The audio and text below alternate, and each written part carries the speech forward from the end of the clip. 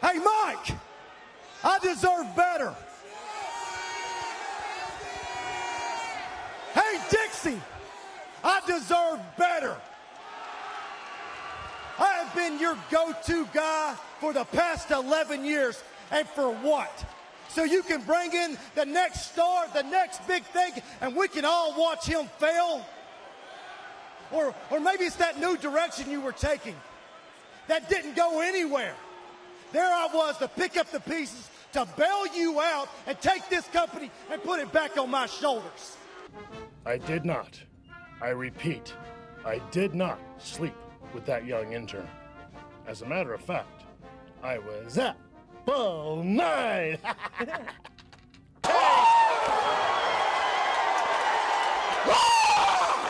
mean, I don't get it. What the hell has happened to this business? I mean, where are all the real men? What happened to the attitude?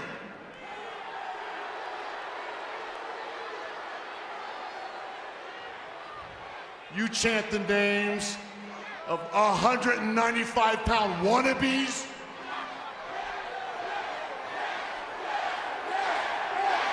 You scream yes, yes, yes, yes, but the truth is no, no, no, no. They will never be me. That's the truth. Deal with it. Alpha male Monty Brown, it's Michael Cashett. I know who you are, chump. Don't be busting my interviews. Sorry, sir. Yeah, you are sorry, and you better call me sir. And it's the alpha male. Get it right. Say it with authority. Say it with reverence. Say it like you mean it. The alpha male. Okay. The alpha male. Good. Now shut up. Tonight, time ain't on your side. Ignorant abyss, because your time is run out abyss. Tonight, you're going down to the greatest male on 2 feet. The alpha male, the top of the food chain, the ruler of the Serengeti. Serengeti supremacy standing right before you. And you should be honored to even be in my presence so you can hear this. Abyss, you will feel the power. Period.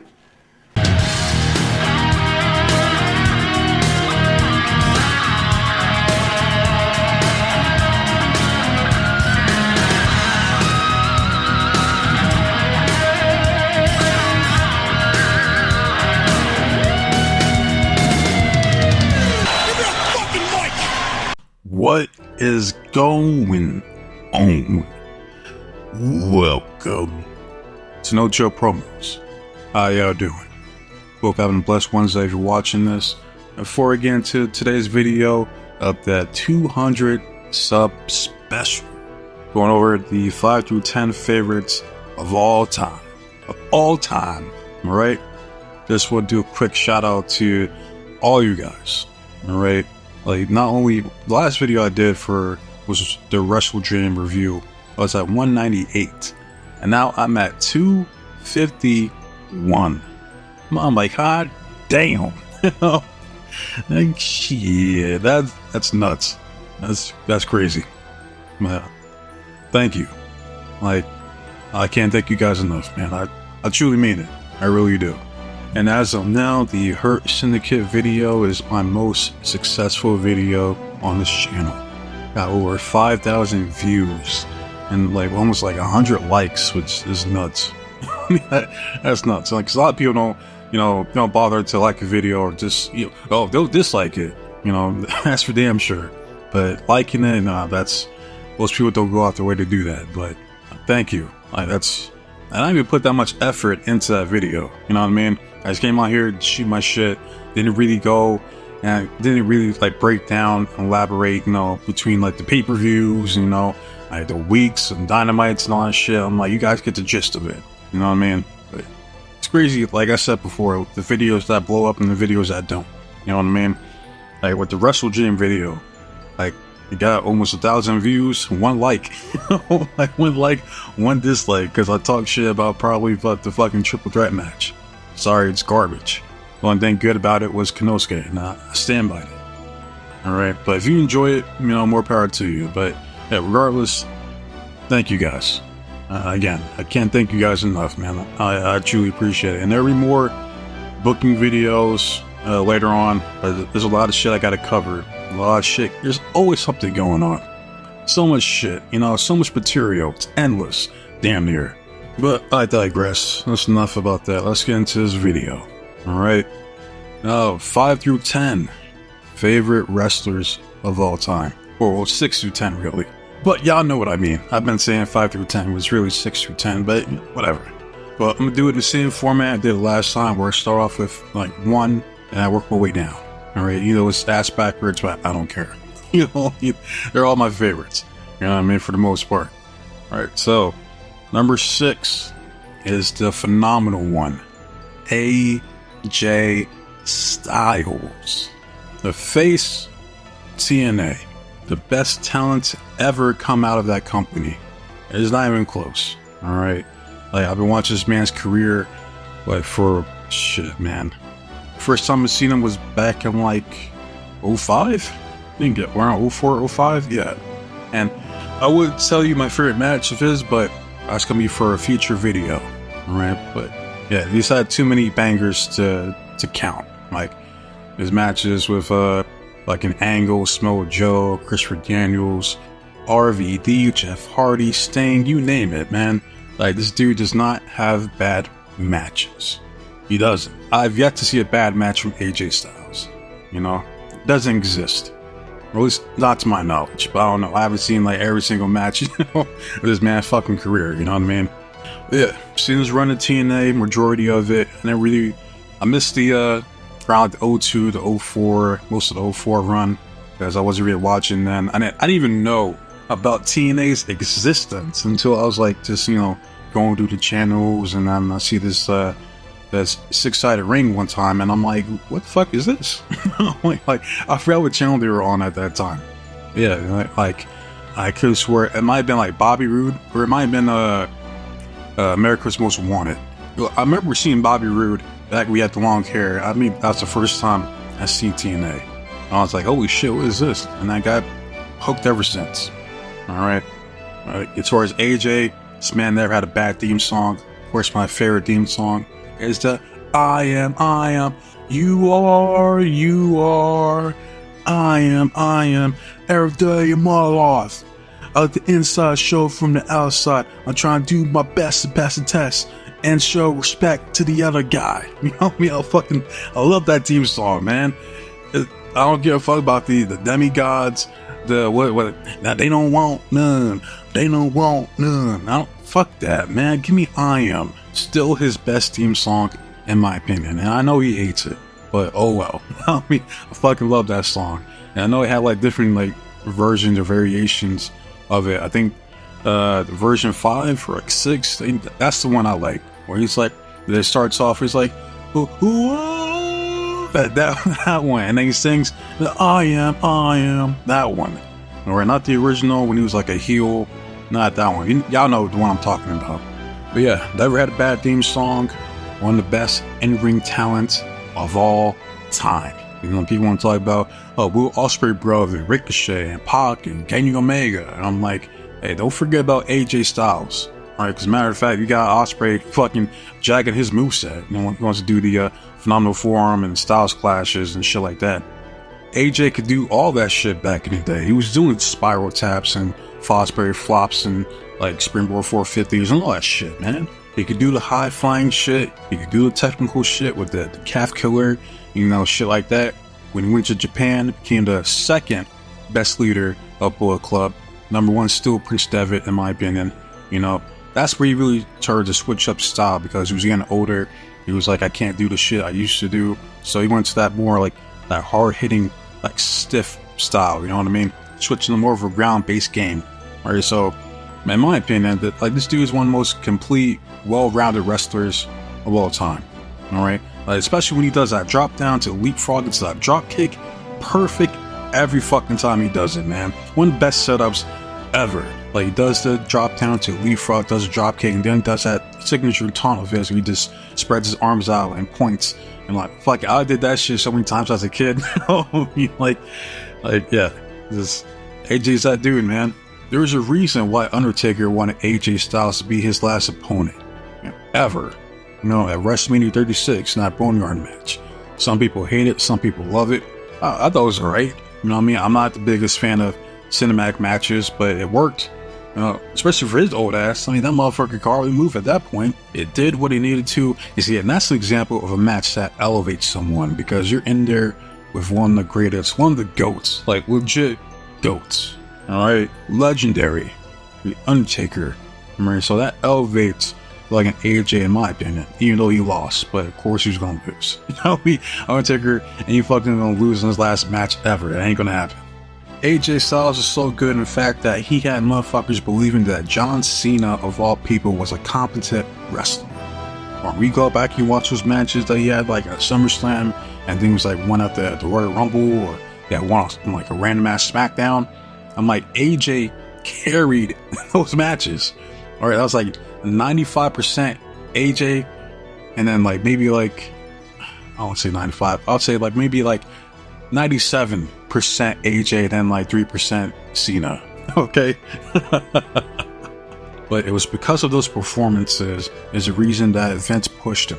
All right, he was like, oh my goodness, pal, that was amazing, that was brilliant, I'm gonna push you, I'm gonna make you the next WWE World Champion. Yeah. If only Shinsuke did the same thing, because he had that match with Cena at some house show. He dropped him on his head, and Vince said, fuck him ever since. It's not funny, it's sad, but I mean, that's what happened, man.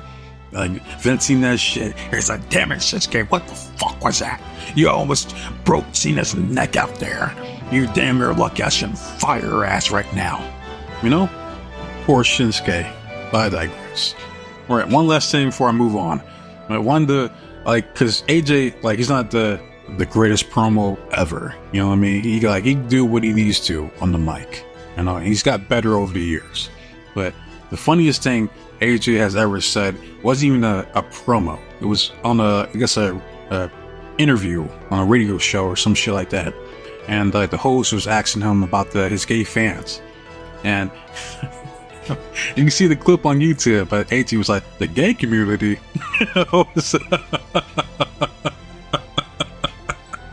This is the way he said it. Man, he was taken aback by the question. He was like, I got gay fans, a gay community. You know, he was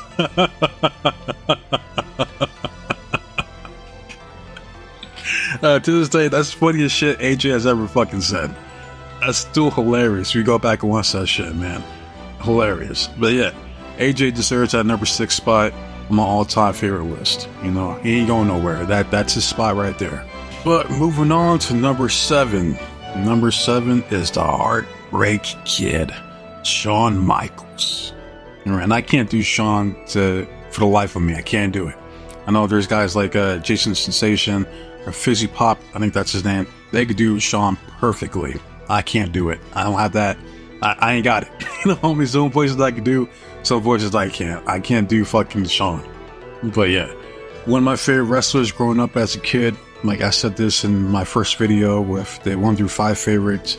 Like all the wrestling games, I'll always pick Eddie first.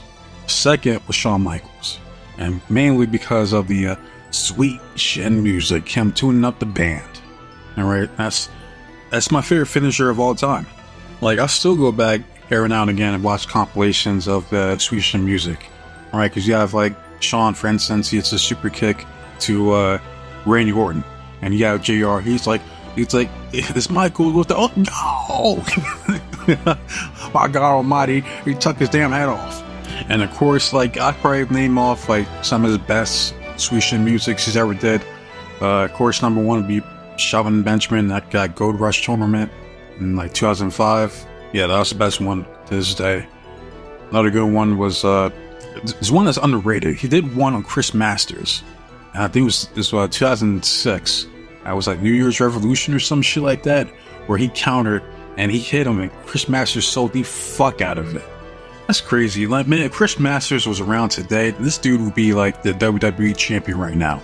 He would be the World Heavyweight Champion on Raw. 110%. Alright. Another one was one he did on Christian. and the Survivor Series match.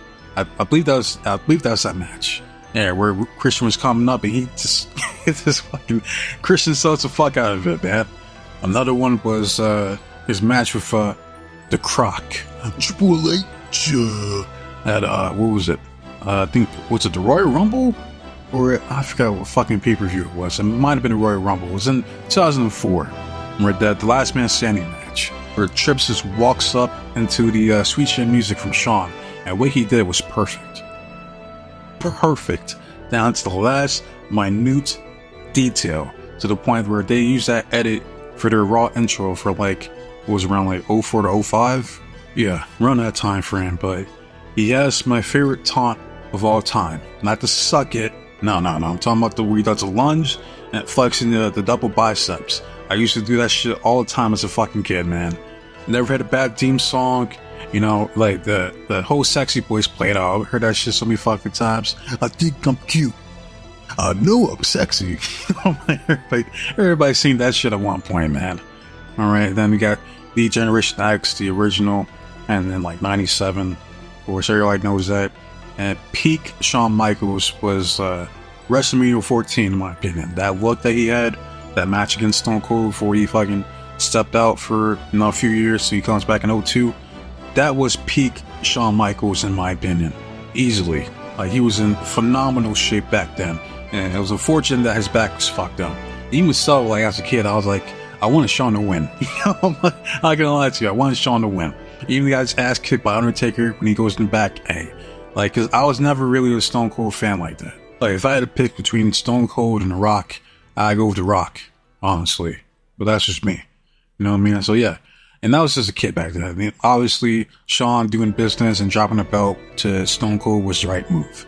And even though he was a coked up prima donna in the 90s and burying people left and right with the Click, you know, he, in my opinion, he's going to go down as one of the top 10 performers of all time. Because every time you see this dude in the match, you know he's going to perform.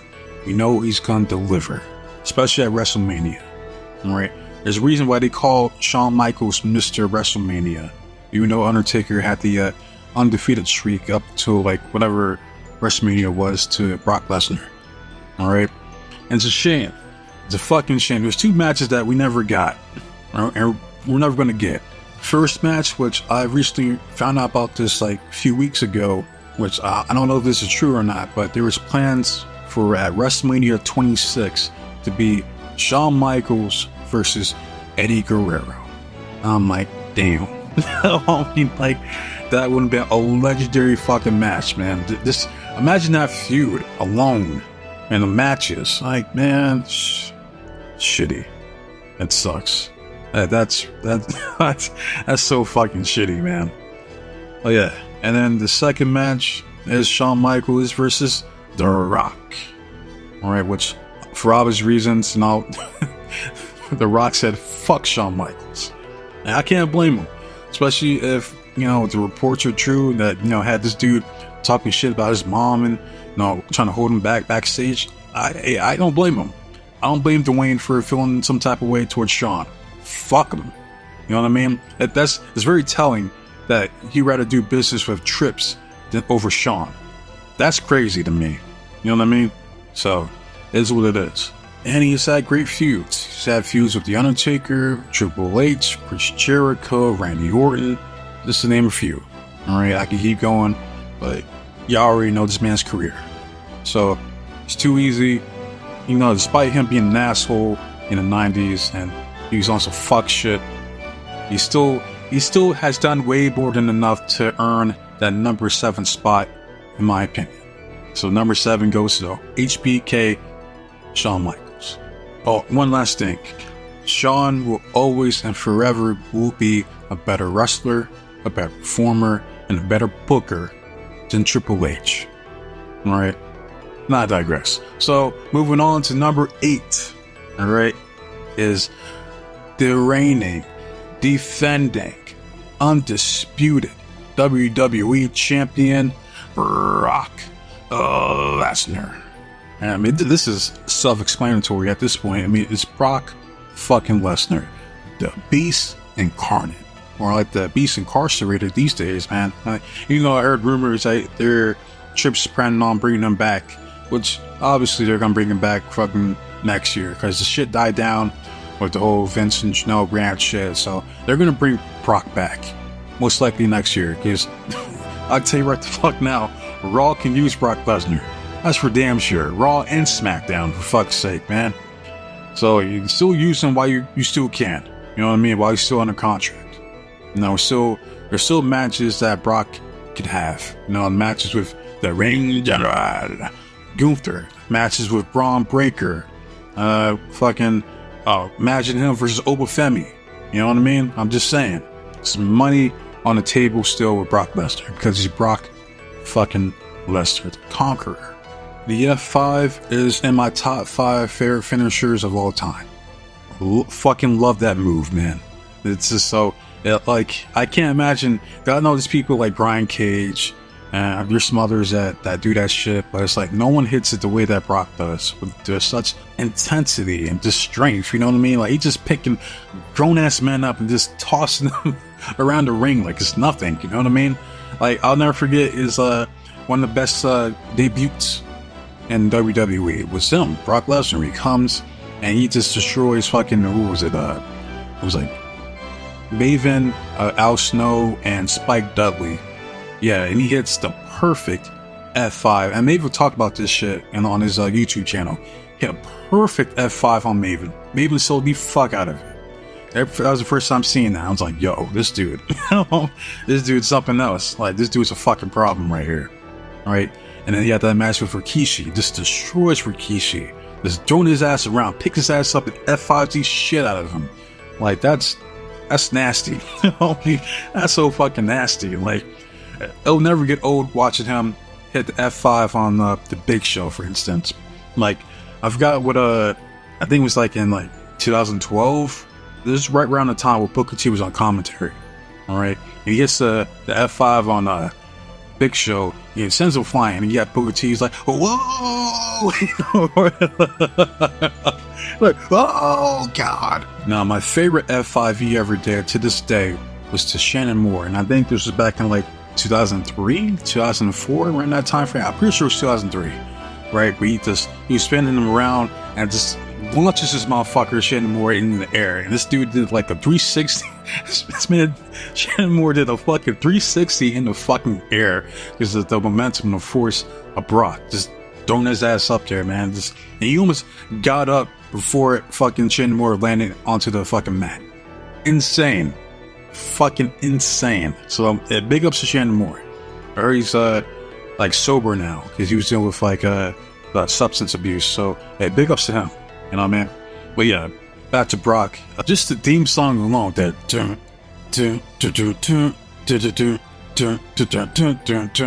what I mean? Like, you already know when you hear that theme song that, you know, someone's gonna get fucked up, right? Easily, right? And I know like people were clowning on him for like his moveset when he came back in like, what was it, 2012? All right, when he had to put over Cena, which that fucking match pissed me off so fucking much. I'm like, how the fuck? That's one of the reasons why I fucking can't stand Cena. Like, how the fuck are you gonna have John Cena go over on Brock Lesnar on his first match back after his run, a successful run in the UFC, mind you? Or became a world heavyweight champion. Come on, man. Like, fucking CM Punk can't say that. That's for damn sure. You know, and you're gonna have him come back and put over fucking John Cena. It's disgusting. It's inexcusable. And it was just flat out bullshit. But I digress. You know, as far as Brock is not a good promo. I don't care what anybody says. I don't watch fucking Brock Lesnar to talk. Right? I watch Brock Lesnar to whoop someone's fucking ass. To take them to Suplex City. And I remember people bitching about Brock Lesnar and be like, oh, that's all he does is just Germans. I'm like, motherfucker, that's all he needs to do. Or he's Germans. I mean, would I like to see him, you know, do more shit like he used to do in like in 03 and 04? Absolutely. But hey, fuck it. That's on Vince. And that's on the agent or whatever.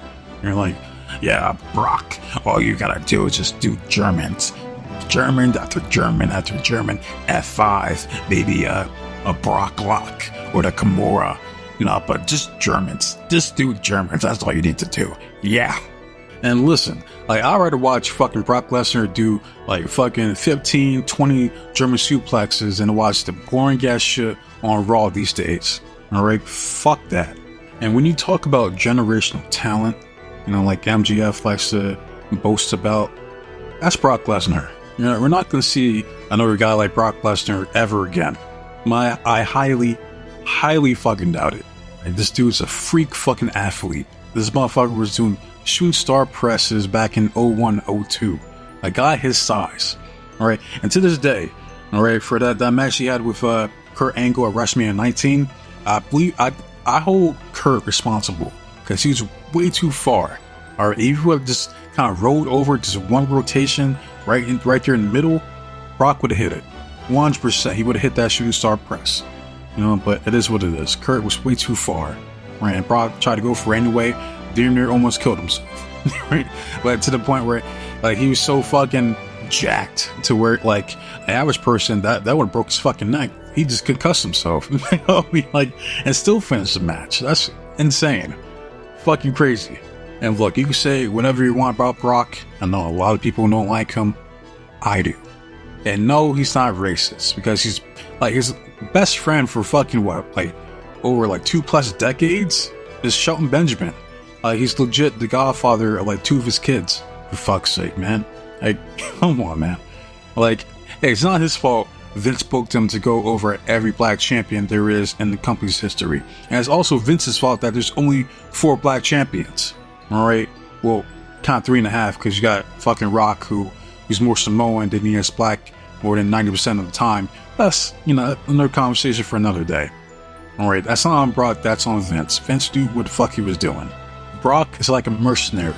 All right, you just pay him enough money, he'll do whatever. He'll go out and put over guys like he has no business putting over like Cody Perez, for instance. All right, or like Seth fucking Rollins. But yeah, the number 8 spot belongs to Brock Lesnar. Number 9 on this list goes to the Animal Batista. All right, probably one of my favorite entrances ever. Best pyro. Like, who hasn't done the whole machine gun like shit that he used to do, man? Like, this that type of entrance, like, you hyped up when you hear the dance out. Yeah, ooh, I'm sick of all these people talking out their heads. I never understand a damn thing that they said. This is like a great theme song. You had Walk Alone. You got the other one that he had was just like an instrumental for the most part. It was still badass, right? And then you have a line in the sand.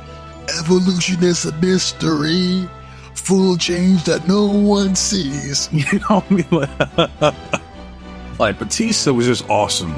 All right, this man carried SmackDown from like 05 to 08, around that time frame. Definitely 05 to 07. All right, Batista was that dude. All right, probably arguably my favorite World Heavyweight Champion. And I do give props to Triple H because that's one of the few talents that he legit pulled over. Like, he went out his way to put this man over, and he did. Have him go over 3 consecutive pay-per-views. All right. Fucking nuts.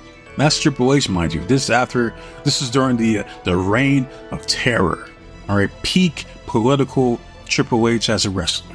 Man, he decided to put over Batista, clean as a whistle. And what's crazy enough is that imagine that spot going to Mark Jindrak, because that was the original 4 for Evolution. It was Orton, yeah, woo, Ric Flair, his old ass. You got Triple H. It was Mark Jindrak. Those were the original 4. And then Triple H, he didn't fuck with Mark, kicked his ass out, thought he was a bad influence to Orton. You could hear fucking Mark talk about this shit. He was talking about it on the Renee's podcast, Cafe de Renee. Right? He literally said that shit. Like, Triple H did not like him because he was partying with Orton during those times. Bad influence. Bad influence means he's going out partying and trying to fuck bitches. You know what I mean? But I digress. I'll tell you my favorite match that Batista ever had was that match against Undertaker at WrestleMania 23, because Batista at that time was credible enough to legit beat Undertaker. So I'm like, I'm going into this match because Batista was the champion, so the title was on the line. So I'm like, okay, well, my chances are Batista's going to go over. He's going to end the streak. Does he? Nah. He loses to Undertaker, but it was I love that match. All right, it was a great match in my opinion. And the Batista bomb, like that shit he used to do, the way he used to do it back in like 02 to 03, nasty. Absolutely nasty. Like he'd just power up fucking Kane or Scott Steiner or someone like that and just drop their fucking ass, just power them down. I know people shit on him for like doing the rollback, like the way that he does. So I'm like, hey, I mean, he wants to stand out, you know what I mean? Like, fuck it, that shit never bothered me. And I know people always talk shit about Batista's moveset. But I'm like, yo, there's legit a video on YouTube, I believe it's still up. It's like the top 75 moves from Batista. I mean, I'm just saying. It's like, hey, it's not his fault he had to conform to the WWE style of fucking wrestling, which, you know, you get your ass kicked for like some of the match. Or with Batista's case, sometimes you just foul squash people, but he does a comeback, he does a clothesline, fucking maybe a spear, then the spine on the pine, the spine buster, does the taunt with the ropes, you know, taunts the opponent, picks his ass up, and Batista bomb. 1, 2, 3, it's over. All right, but it never got old. Like, that's the thing, it never got old. And one last thing before I move on. As good as babyface as Batista was, he was a much better heel. Especially you go back and watch that heel run that he had in 2010, underrated in my opinion. Like that one promo where he was WWE champion at the time. He was a heel. He was wearing that white tee. He had the Affliction tight ass jeans on. He came out. The whole arena was dark, and all you see was this bright ass fucking spotlight there in the corner, shining down on Batista. And he would just run. He could just run down the fucking audience. It's like, you people love John Cena, don't you? But you hate me. Like, you hate me because I'm honest. I tell it how it is, and I tell you guys the truth. All right. And when I look out and I see you people, I don't see fans. I don't even see people. I see money. Money. Dollar sign. Especially some of you. There's a lot of fat people around here, and I know you pay for 2 seats. So thank you.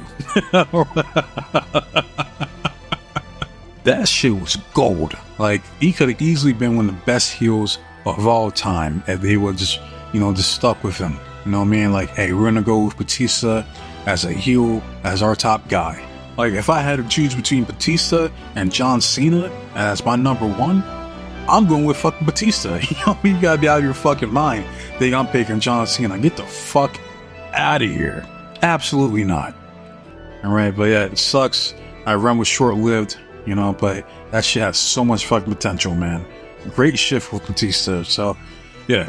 Number 9 easily goes to Batista, the animal. Batista. And last, but damn sure not least, that number 10 spot goes to the alpha male himself, the man with the brows, Monty Brown. All right, he would be higher on this list, but unfortunately, his career was cut short because, from what I've heard, he decided to step away from the business because his sister passed away. So he decided to step up and take care of her kids. You know what I mean? So I'm like, if that's true, that's the case, I'm like, yo, big ups to Monty Brown, man. Like, that's honorable because he didn't have to do that. He went out his way to make sure that his nephews were good. And Monty, in my opinion, he's one of the biggest what ifs. Like him, like Sean O'Hare, guys like that, guys that should have got pushed. You know what I mean? That should have been on the top. Shouldn't have got that top guy treatment because you got Monty Brown. This man was the complete package. Right? He was tall, he was jacked as shit, fantastic promo. Welcome to the Serengeti. And he would just run down his fucking opponent. Like, I'll never forget that promo he had with Christian, where Christian like first came in, and he was like, "You come in here wearing those about the builder boots." You know? he got the best of Christian in that promo exchange, 110%. And I know people place blame on Christian for taking away his spotlight. I don't blame Christian at all. Who I blame is Double J, Jeff Jarrett, old slapnuts. Was one of the main reasons why I say fuck Jeff Jarrett to this day. Or like how Jeff, aka the Slack Daddy from OTRS, says, that Memphis mid-card piece of trash that never drew a dime. You should have put over Monty Brown for the title, and he didn't do it. And I remember he was talking about this shit on his podcast, and he was talking about it with, his shitty, whatever podcast he does with, Conrad Thompson, wherever the fuck that dude's name is. He was like, I was listening to him, and he didn't have a good reason. There was no good, justifiable reason as to why he went over on Monty. That's why I'm like, when I see this dude getting cheered in AEW, I'm like, what the fuck? The fuck is that? I'm like, yo, this is the same dude that buried Monty Brown. You know what I mean? He was on his little mini reign of terror down in fucking TNA. Or the only dude he really put over was AJ Styles, for fuck's sake. And Christian, Like, and I think he dropped the title to like Raven, but he got it back from him. So yeah, I'm like, come on, man. Like, fuck Jeff Jarrett. Monty Brown was the alpha male. Alright, he was jacked, he can talk, he can wrestle. Was he the best wrestler? No, but he didn't need to be. Alright, and then he goes to ECW as Marcus Corvon, and they don't do jack shit with him. I'm like, how? Like, this, the name alone, Marcus Corvon, was a dumbass name. You know what I mean? Like, this dude is not gonna be a main eventer with that fucking name. I can tell you that right the fuck now. Monty Brown was way better. But that was during a time where it was like, you're gonna sign with WWE, we own you. Alright, you're Monty Brown. Nah, you're gonna be Marcus Corvon. Yeah, I like it, pal. So it's a damn shame that not only TNA, but WWE don't capitalize off the talent that was Monty Brown. And that's pretty much sums up his career, but could have been. The potential that man had. And I'm just like, I don't get it. The only thing you could just chalk it up to is his politics. And that's the main reason why I have him at number 10, because of how short his career was. But even as short as it was impactful to the point where I gotta put him at number 10. He's my number one favorite black wrestler of all time. So eventually I'm gonna do a video of my favorite black wrestlers of all time, my top 10. Right, so there's a spoiler there for you right now. Monty Brown is my number 1. So yeah, that's my 6 through 10 favorite wrestlers of all time list. Alright, I love doing videos like this because it's always fun going down memory lane and just reminiscing on the good times in pro wrestling. Because I'm not gonna lie, like half the time I don't even feel like doing these reviews for fucking Raw and AEW. Like, I really fucking don't. So I didn't do this shit fucking last week. I'm like, I'm busy, I don't feel like fucking doing it. Like, I didn't miss shit from what I've heard and what I've seen, and so yeah, I'm good. But yeah, please leave your comments. Like, I want to see some engagement for this video. Like, your favorites. People love talking about their favorites, so I want to see your guys' favorite wrestlers in the comment section. Alright, love it, hate it, comment, subscribe to the channel. It's all the same to me. I just want to see the engagement and feedback from you guys. Alright, towards the next video, we'll be doing the Monday Night Raw review, talking shit about that trash ass show. So that'll be next. And now I'll try to do the women's tag team belt video if I have enough time. But yeah, wasting enough of your guys' time. So with that said, be safe, be blessed, take care of yourself, and trust in God. I'm out of here. Till next time, adios.